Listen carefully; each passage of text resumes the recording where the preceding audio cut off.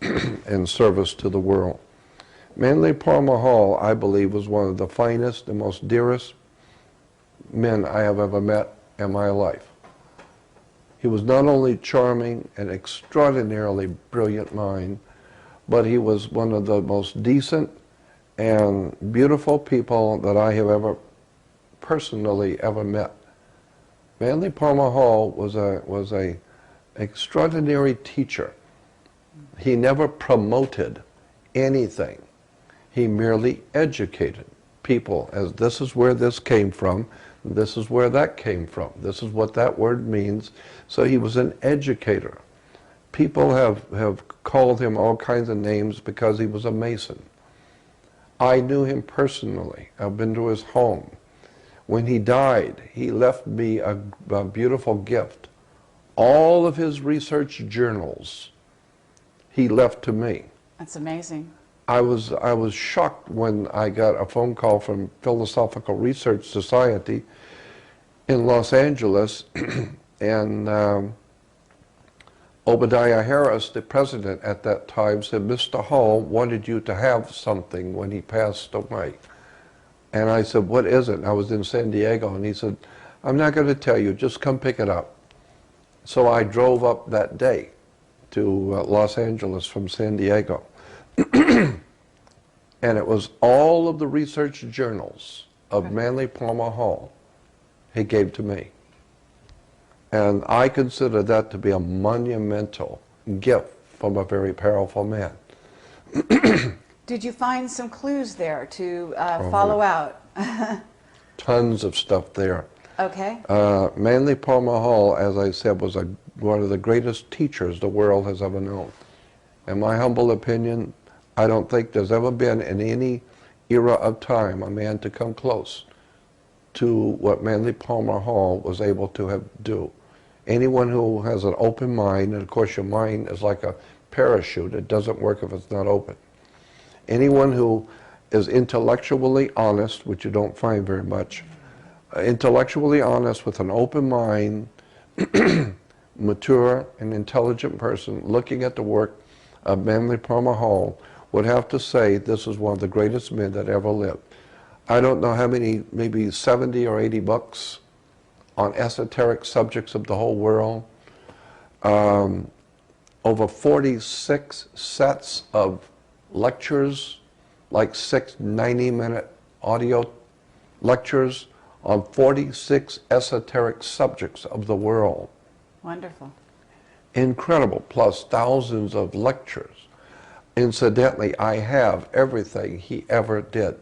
Every lecture he ever did, I have digitized. Monumental work. But he was a personal friend of mine, and I loved him dearly. And I'm saying this because there are so many people who put him down because he was a Mason. He was a wonderful teacher, a brilliant man, to which his detractors could not even hold a candle. I hear you. How do you feel, just to and he's not the only gears. one. I have other people I feel the same way about. Yeah. Okay. Yeah. How do you feel, just to change gears here a little bit, about the current administration of Obama? Well, I'm not political as such. Personally, I think I would choose my words carefully here, because I like Obama as a person, and he's very personable. He's the kind of guy I would love to sit and chat with, and his children are beautiful. His wife is a very intelligent young lady, and so I don't have anything against Obama or his family. I think they're very personable and very interesting people. But it's the powers behind him that he represents that's frightening to me. I know things about the people who are behind him that is absolutely staggering, frightening. I live in fear of what's coming because of what I know, not because of what I believe or think, because of what I know. Are you talking about war? Are you talking about an agenda that involves war, World War III? Well, that's always possible. Let me go back and say this. Again, I have nothing against Obama as a person, and I like him. The family, I have nothing against them at all. But the symbol that I was telling you about, that I've been working on, did you ever see the movie, the television show, V? Oh, absolutely. The very first one? Yeah. Well, the ABC is now remaking V. They're remaking it. And I was shocked. Someone sent me an email. I think they were in Hollywood. And they sent me an email with a picture from the new movie coming out soon. I think it's going to come out in the next month or so. A made-for-television movie by ABC. Really? Okay, fabulous. Disney ABC. Very interesting. Okay, yes. And it's going to be called V. And it's a remake of the original. Okay. But in it, the extraterrestrials, who are referred to as the visitors in the new one are giving to the public a pamphlet explaining their, quote, new world order that they are bringing to the planet. Right. And the picture, which I have, shocked me. My knees got weak and I had to sit down. It was shocking. There was the visitors, the alien visitors who looked like humans, were handing out pamphlets to the people about their new order that they were going to bring in. And the title of the pamphlet was The Dawn of a New Day.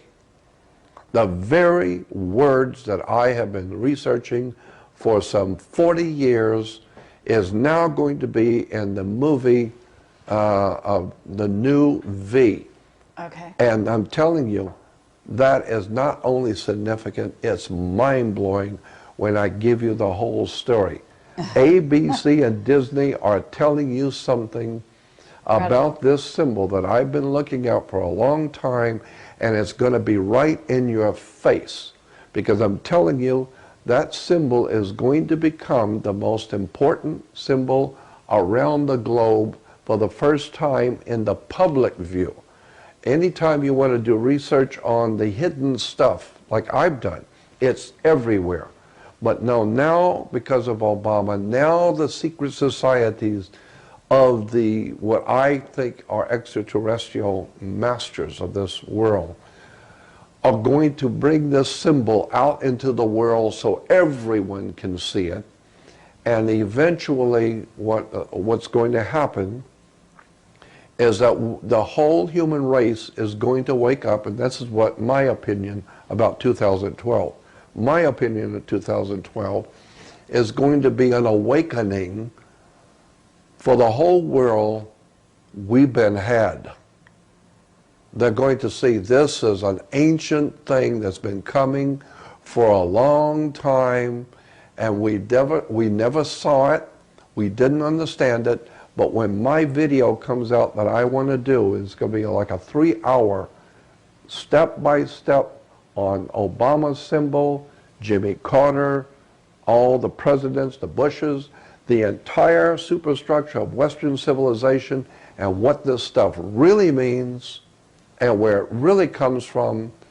I think, and I'm not trying to aggrandize myself, but I really believe that it's going to cause quite a sensation when people see what I really have, that I've never told anyone before, because it's, and when I see Obama using the same terms, the same symbol, the same one that the communists used, the Nazis have used, the fascists have used, the secret societies around the world of Freemasonry have used, the Babylonians, as I said, all the ancient Egyptians, they all used the same word, term, and symbol.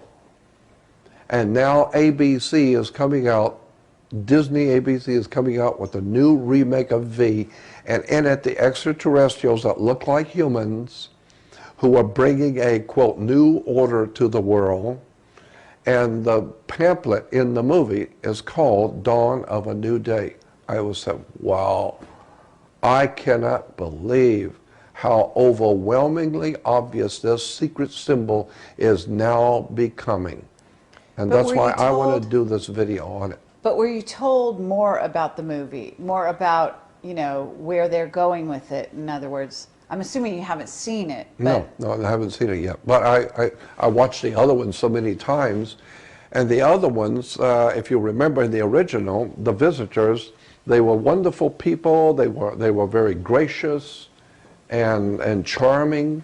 And then remember the lady who was in charge of the visitors, she was the highest ranking. She went into a room and pulled off her face, and it was a reptile alien. yes. I personally, I brought David Icke to America. He was in America because I brought him here personally. Yes. And so I'm saying that I am totally convinced, beyond a shadow of a doubt, for myself, that there are such things as reptile aliens. Though I have never seen one, thank God, but I totally believe they're here. Not because of David Icke, not because of Krito Mutwa, who I love listening to, a wonderful, fascinating man. David Icke has done great stuff. But I believe there are reptile aliens here because of my own personal research.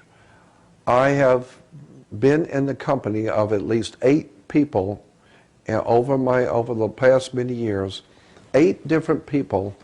Each one is extraordinarily well-grounded people.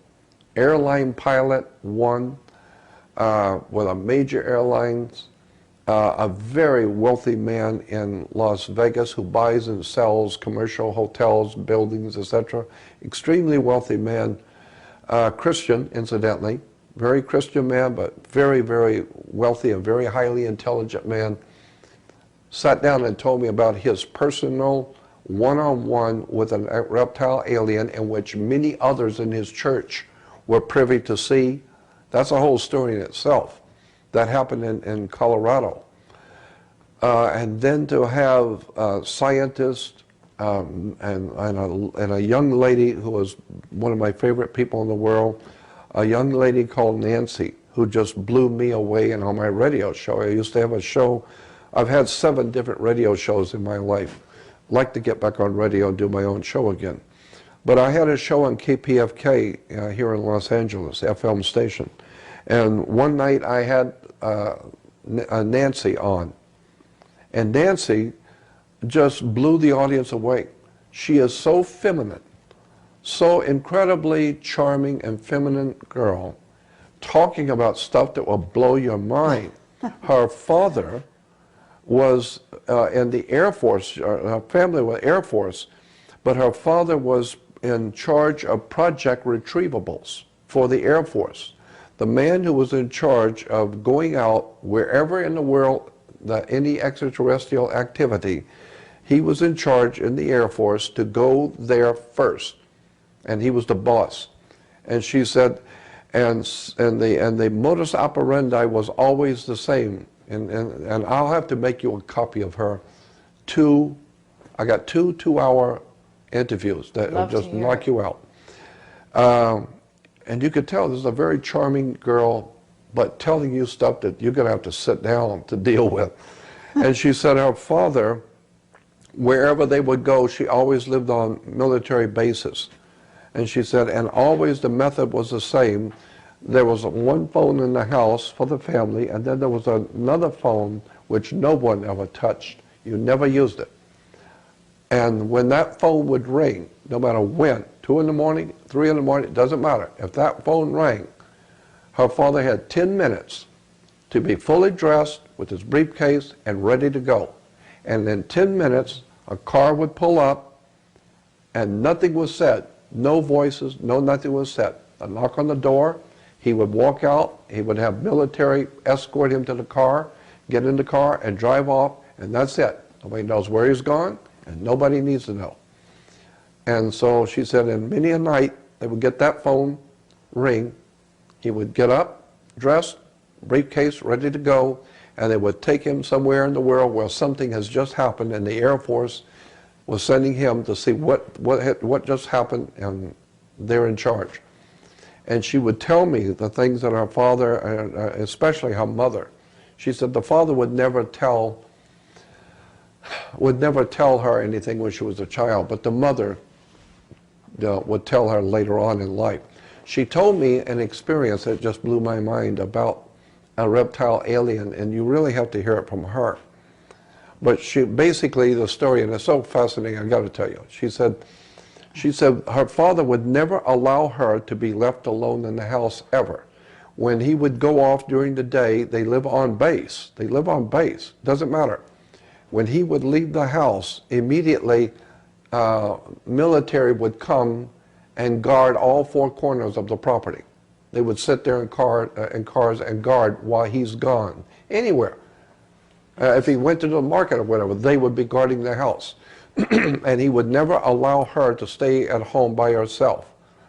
And so she said one night, and you'll hear this interview, she said one night, it wasn't on base, they were here in Los Angeles somewhere, and she said that her mom and dad were going next door to a party next door, and she asked her dad if she could stay, and she was like 13, 14 years old, and he said no, absolutely not. So she talked to her mother, and the mother talked to the father, and got him to agree that she could stay home. And so she said, so for the first time in her life, she was actually going to be alone in the house by herself. And she said, so she was in a bedroom, she said, combing her hair, and she had a mirror that she could see her closet. And the closet had French doors. And she said they were closed, partially closed, and it wasn't too well lit in the room. She said she was combing her hair, looking at the closet door, and all of a sudden the closet door opened up, and a reptile alien stepped out. And she said he had to bend down to get under the header, and he stood up. She said it was a full-grown man, extremely muscular, but it was a reptile body, reptile alien head. And she said this thing looked at me, and I'm looking at it in the mirror. And she said he started moving toward me without moving his legs. He was just floating toward her, slowly. And she said, I felt like it was like coming up on a fly. He was, grab it quick. And she said she jumped up and screamed and ran down the hallway, ran into the bathroom, locked the door, opened the window, and started screaming. Of course, everybody in the neighborhood heard. She said, and when I heard, and this reptile alien, she said, came down the hallway, and I could feel that him walking because he was so heavy. And he was scraping on the door, growling like a dinosaur growl, scraping on the door. And she said then when her father and the neighbors come running up, they opened the door. When they come running up, they were yelling outside. This reptile alien ran back down the hallway into her bedroom and disappeared. She said when her father came in, the bathroom door was just ripped, and obviously the father said he was not going to hurt her, but it was a message. And he said that's why I never wanted her to stay alone, because these aliens have told us, the Air Force, that you keep poking your nose into our business. Every time something happens, you come out and poke your nose. So we just want you to know, the next time something happens and you poke your nose into our business, while you're out here poking your nose into our business, some of us are going to come visit your daughter. So you need to stay home and stay out of our business. And so he said, so that's why they always had military around anytime he left.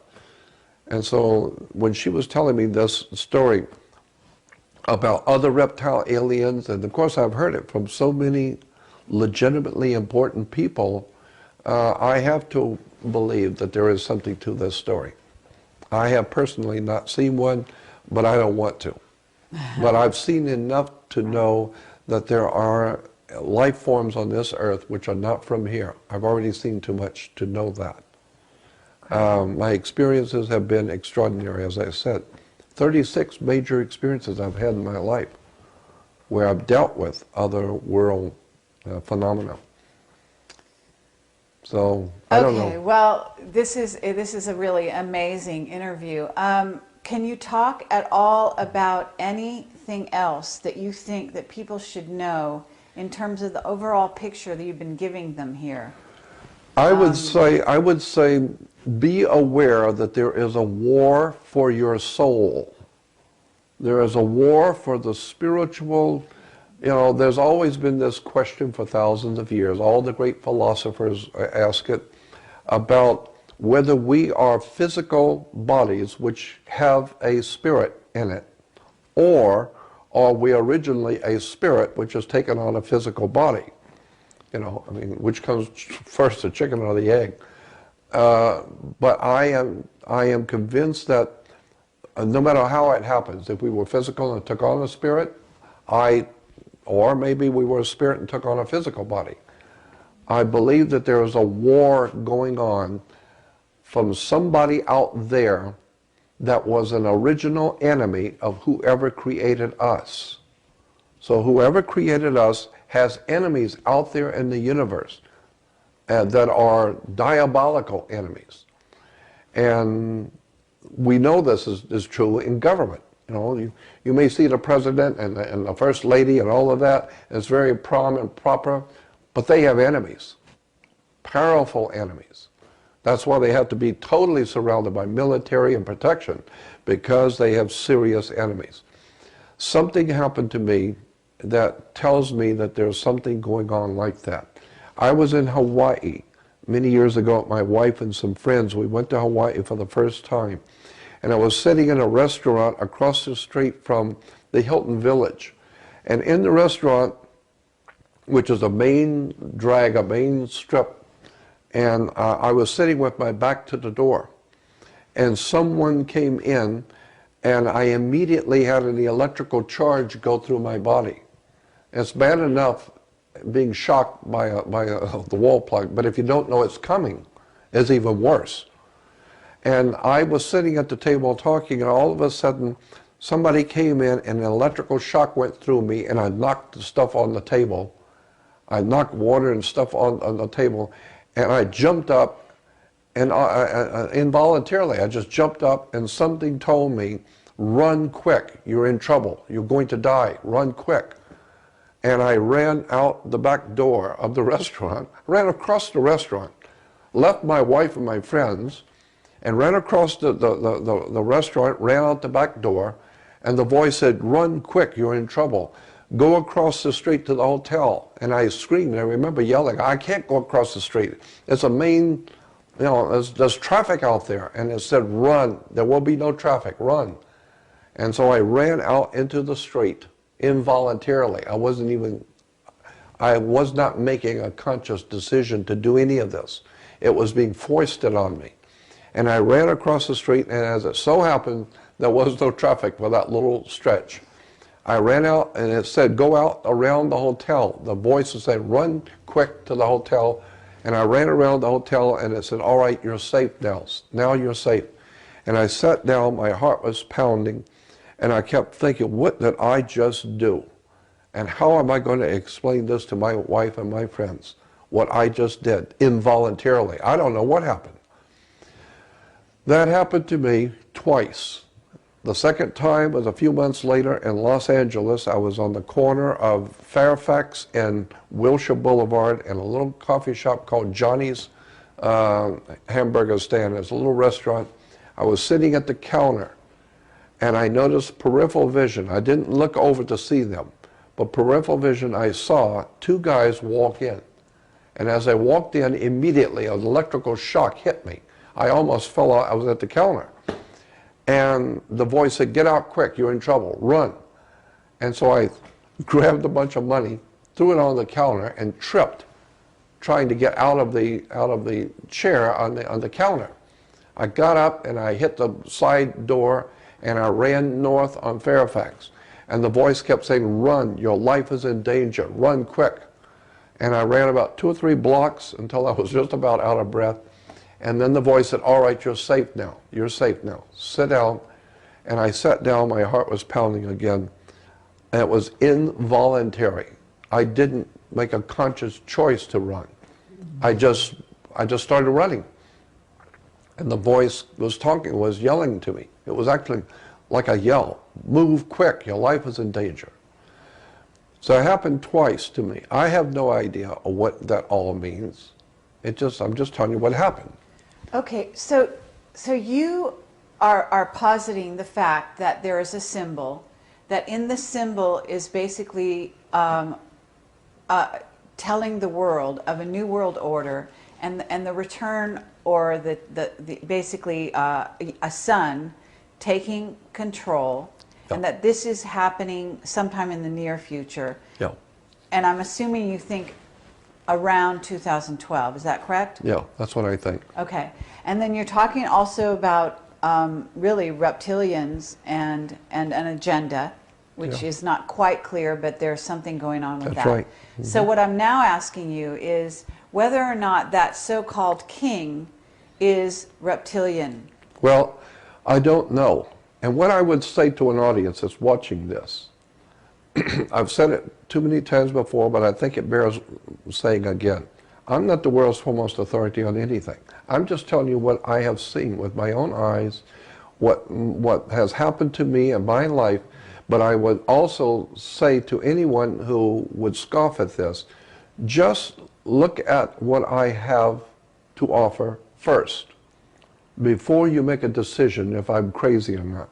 See what I have amassed in the past 40 years that I haven't told you, that you don't know that I have.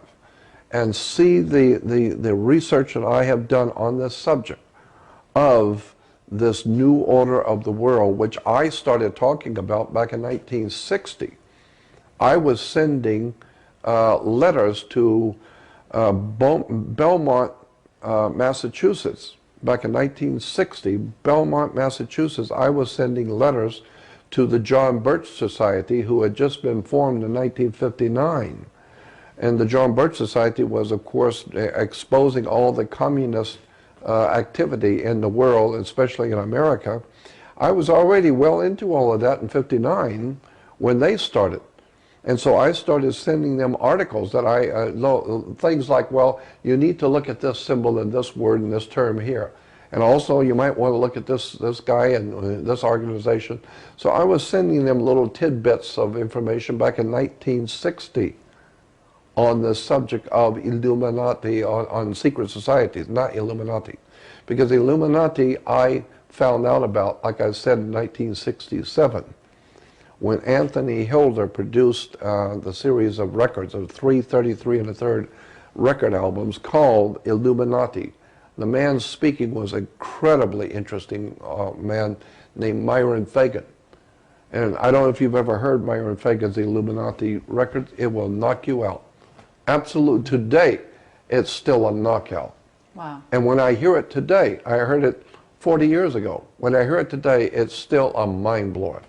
I have a question for you that is a little bit moving onto another topic. It has to do with the Illuminati, but I wonder if you would address it. What is the significance of merging the red and the black? Oh, that's interesting. It's called red and black and white, all three, red, black, and white, are referred to in Hollywood as death head colors, because death head comes from a Nazi organization called the SS, the Gestapo. Gestapo was referred to as the Order of the Death Head. And the Order of the Death Head, Gestapo in Nazi Germany, symbol was the skull and crossbones, skull and bones. That was their symbol. But to the Germans, on the inside, the Gestapo was called the Order of Death Head. And Death Head's colors in Hollywood. I attended a lecture many years ago by a black doctor who worked at Martin Luther King Hospital. And some of my friends in the motion picture industry, black entertainers, called me and said, you really need to be here tonight. You need to come and hear this. It's going to be a private lecture by a doctor from Chicago who came out here, was an actual doctor working at Martin Luther King Hospital, and he was giving a lecture on death head colors. And in it, it was fascinating. It was a slide presentation at a library, in Santa Monica Library, in a private invitation only There's only about 25 to 30 people there. And he was explaining the death head colors, why it's black, white, and red, and how black, white, and red are used in motion pictures. When someone is going to die or someone's going to be killed, those are the three prominent colors that will always be in those scenes. They're called death head colors. They symbolize the darkness of the darkest, the most profound presence of evil. Red, white, and black. But there's also a significance in terms of the occult with regard to certain genetics. Certain genetics? Genetics. Oh, of course, of course. In other words, the red being a red-headed person with certain kinds of DNA. Oh, I'm sure there is more to that. And the black being a blonde, usually Celtics, a mixture perhaps. I'm sure that there is that too, yeah.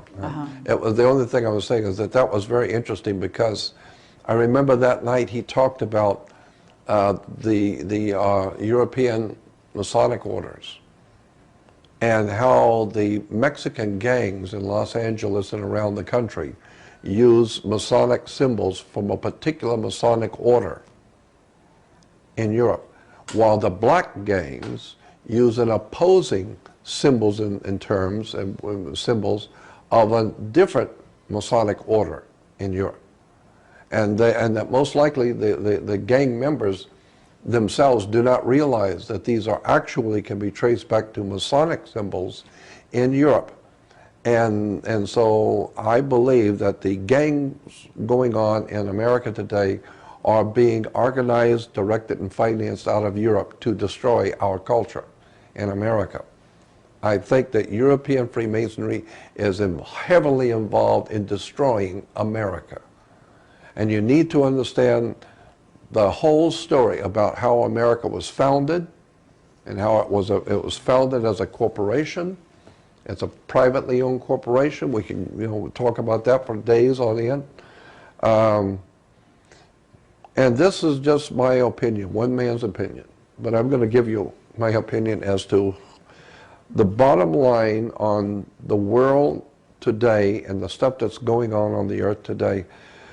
What we call Illuminati was originally a term which is given to us in Spain to a religious order in Spain that later on were amalgamated into what we call Jesuits.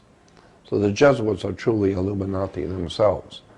And the Vatican, and you go well, that into was what I was going to say, yes. I believe that one of the most evil organizations that exist on the earth today, and you'd have to have spent all the years with me in libraries and research societies and traveling around the world and talking to other writers, authors, lecturers, and teachers, and collecting this stuff over a period of 45 to 48 years to understand what I'm telling you. But I believe today the most serious evil organization on the face of the earth is the Vatican. That's my personal opinion. I think if the Vatican was done away with off the face of the earth, there would be a shout of liberation heard around the world.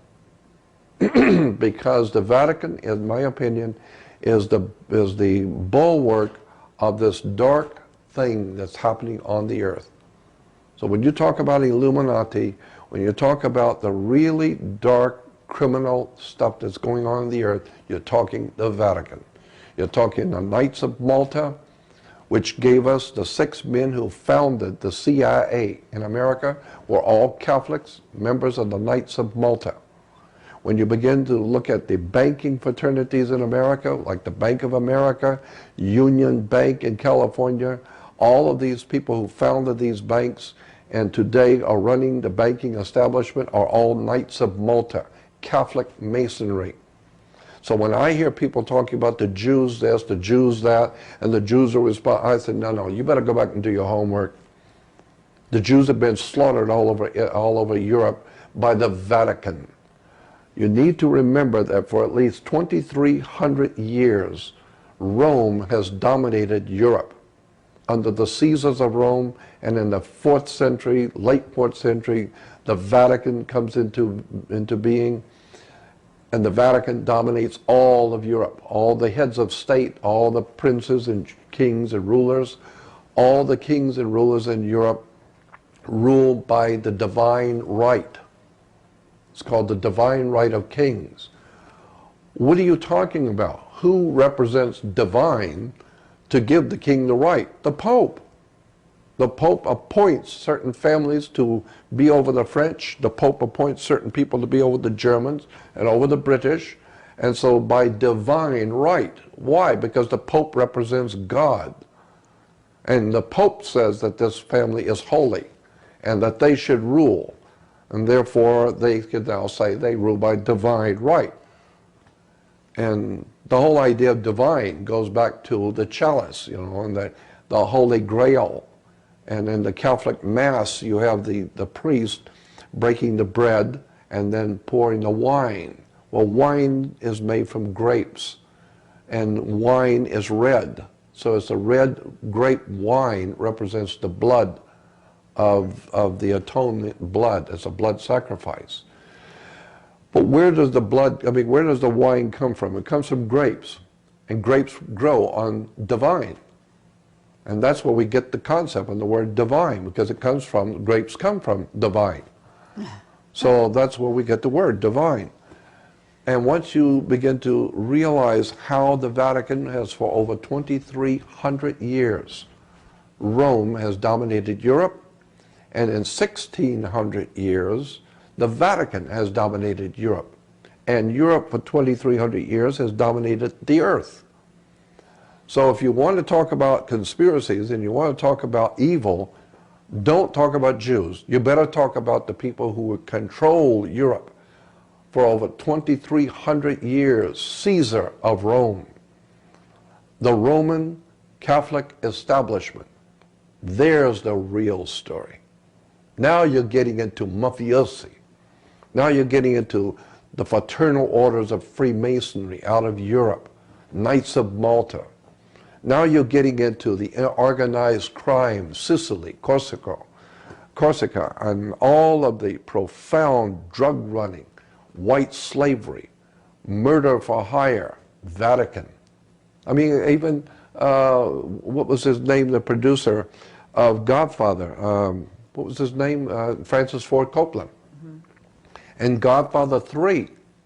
Francis Ford Coppola and Godfather 3, the third one in the series, opens up with Michael Corleone being anointed by the cardinal in New York to be a member of the Knights of Malta in the Catholic Church in New York.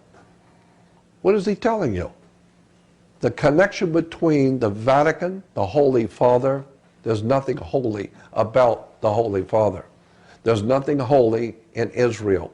Nothing. There's nothing holy in the Vatican. There is nothing holy in Salt Lake City.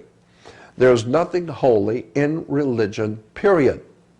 It's a way that the masters, whoever these entities are who are controlling the human race, they have set up certain institutions of learning, of education, religion, and government.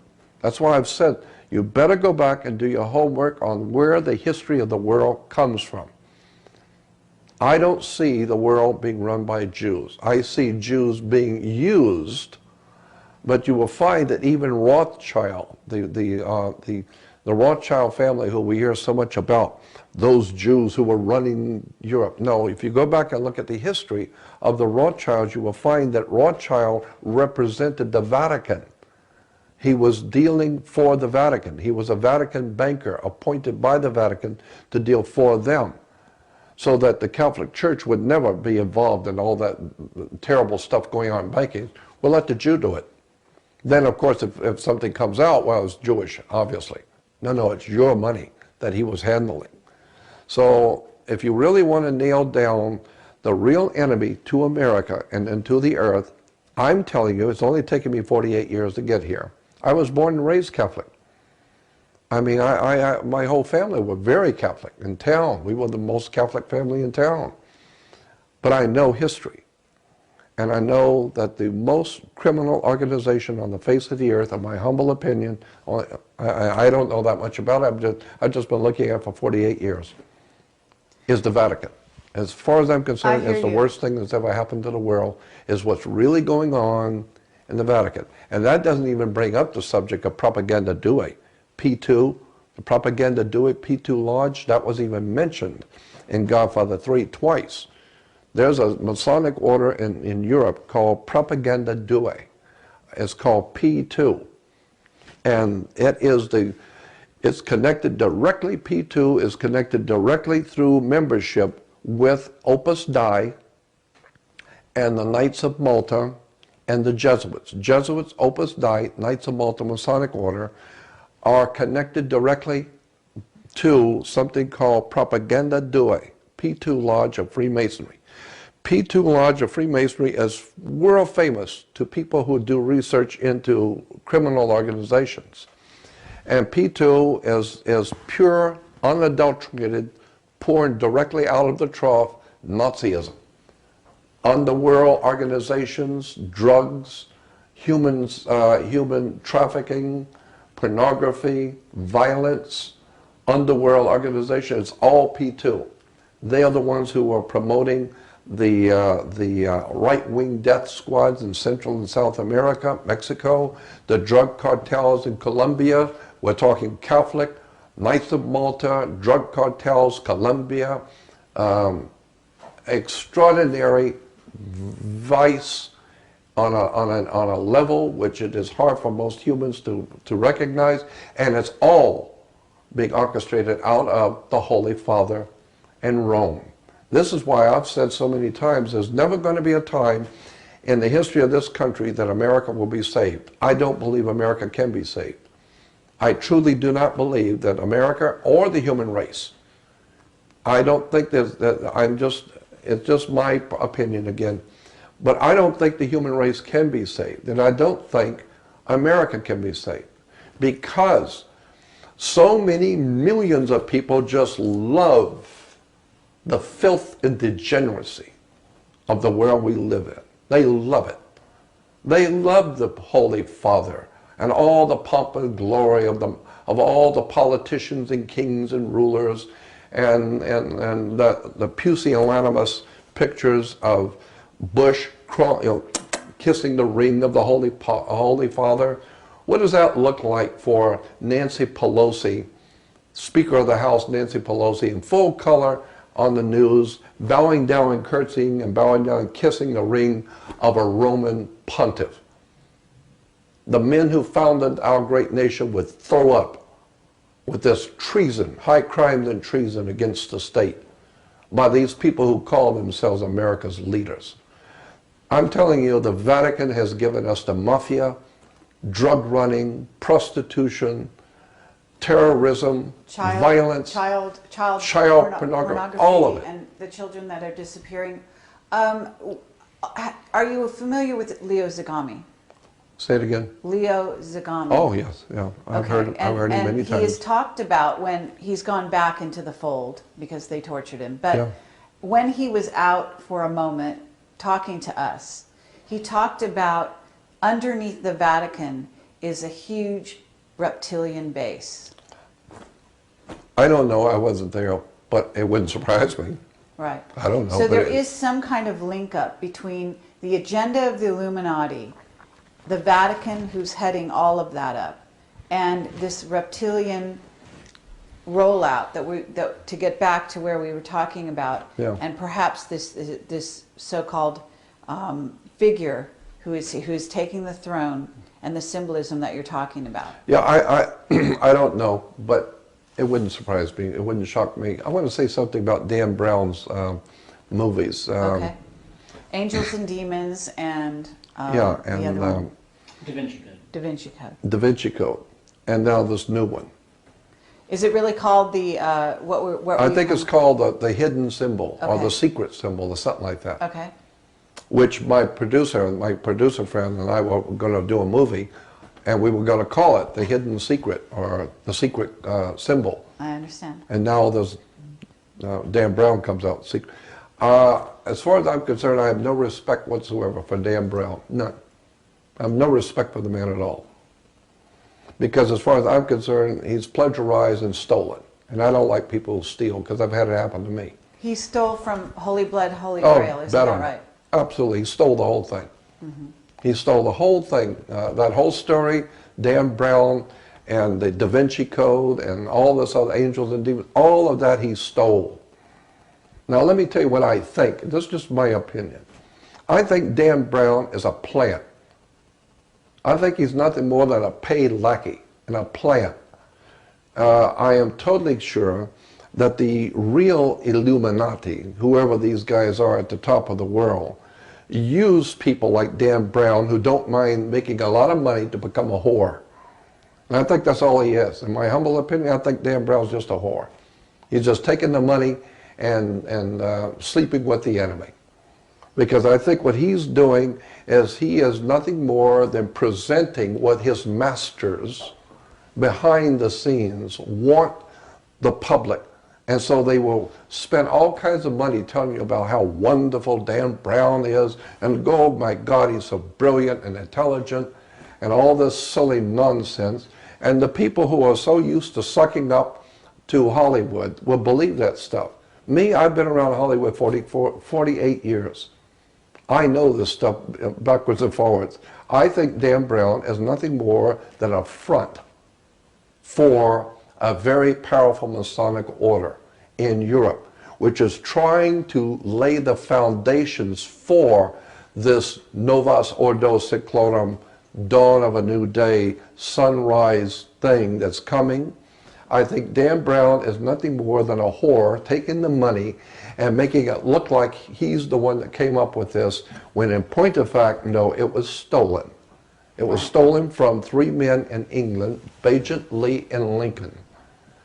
Back in 1980, there was a book put out, and it became a New York bestseller for many, many months. It was a top-of-the-line bestseller called Holy Blood, Holy Grail. And the three authors were three British authors, Bagent, Lee, and Lincoln. And they outlined for the first time the story of the Knights Templar Masonic Order in Europe, the Knights of the Holy Grail, the whole concept of a Masonic secret society operating in the world. And I would be a bit surprised that they weren't better informed about this than what they let us know. I don't think they just by chance happened upon it. I think they already knew something, and they were putting it out in a book in such a way as to start people thinking about it. But nonetheless, Bagent, Lee, and Lincoln were extraordinarily brilliant writers, and their research was impeccable. I mean, these guys nailed it down, and even today around the world, people who are knowledgeable in these subjects will agree. Bagent, Lee, and Lincoln did one hell of a job. They had their homework done. Okay, well, I have one last question, and this has been an amazing journey to take with you, and I hope that we can go down that road a little further in the future. And I think that people that are watching this really need to get up to speed with following your other work, your previous work, hopefully attending any conferences you're speaking at. I believe that you are coming forward. You just spoke. You had no preparation whatsoever, and you spoke at our Awake and Aware Camelot conference here in Los Angeles just last weekend, and it's really an honor to be here with you. But I want to ask you if you think that this Illuminati and what's going on in the United States right now, do you really think that they are going to be successful in taking down this country? Because it's clear that there is someone protecting you, there's a group protecting you. They certainly have some amazing powers, as you've demonstrated. Do you think that these powers, these Illuminati people behind the scenes, are going to be successful at taking down the United States government? Yes, I totally agree. Yes, that's what I think. And is that, I mean, you do have people behind the scenes that are protecting you. You've demonstrated that time and time again on this video. Right. They are therefore, in theory, protecting us here, Project Camelot, and other of our witnesses and so on, because we are all talking about the same thing from different angles and getting our research together and so on. But in essence, what I'm wondering is there are white hats operating, as you know, and as we know, because we have been interacting with those people from time to time. Do you think it's possible that these people can be stopped? No. You don't? No, I do not. Okay. I categorically say no. I do not believe there is any reasonable evidence of anything of hope for America or for the world. That's my personal opinion. I think that the light at the end of the tunnel is a train coming. There's no doubt in my mind, for myself, I do not believe America or the world at large is going to be able to extricate itself out of this situation. No, I do not believe it's possible. And the reason why is because the people are too stupid. They're too ill-informed, ignorant, ill-informed, unread, self-centered, egotistical, materialistic, and downright stupid. And they don't care. Basically speaking, people don't care. Ludwig von Mises, in one of his books, the great European economist Ludwig von Mises said, and he's right on as far as I'm concerned, he said that in every age and in every country, the people of every nation have always supported a dictator. The people have always supported a dictator, and they always will. There's never been a time in the history of the human race that you can show me where the people of a nation rose up and demanded their freedom, liberty, and justice for all. Not even in America. 97% of the male population in America at the time of the American Revolution did nothing. Only 3% took up arms against the British masters and gave us a modicum of freedom. But happily, that will never happen again. America is finished. Did this father of the girlfriend that you had, when he spoke to you, did he tell you that we're doomed? I mean, why would he call it a UFO, and why would he tell you all these things if we were just going down the toilet?